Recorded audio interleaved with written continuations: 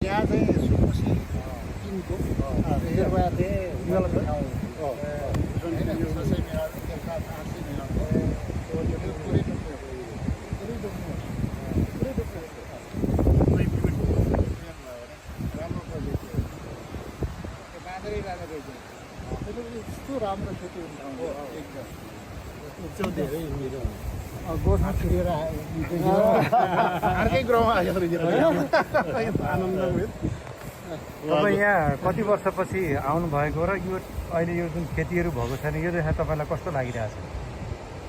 अब अहिले खेती गर्ने अब कुनै पनि खेती गरिएको छैन, अब खेती गर्ने मान्छे पनि छैन होइन।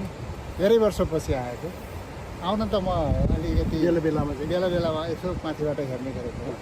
तर म बचपनमा हुँदाखेरि म यो खेती गरेर यहाँ पानी चाहिँ लगाएर खेतमा पानी लगाएर स्कुल पुग्थ्यो अनि यो मङ्सिरमा धान काटेर धान बोकेर माथि यहाँ आउँदा तपाईँले मुख्य के सम्झिनु भयो? बाल्यकाल सम्झ्यौँ होइन।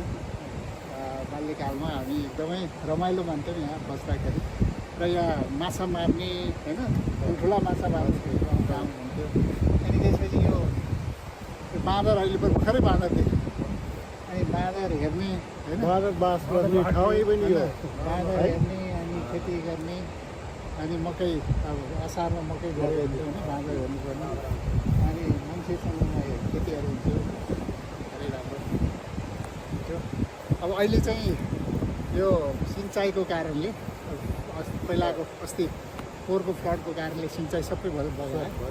सिँचाइ नभएको हुनाले यहाँ खेती भएको छैन, तर खेती त हुन्थ्यो यहाँ खेती गरिरहेको यहाँ गाउँले पोहोरको बाढीले कुलो बगाएको कारणले चाहिँ कुलो बगाएको कारणले खेती नभएको एकदमै आनन्द हुन्थ्यो त्यो बेला होइन, रमाइलो लाग्थ्यो।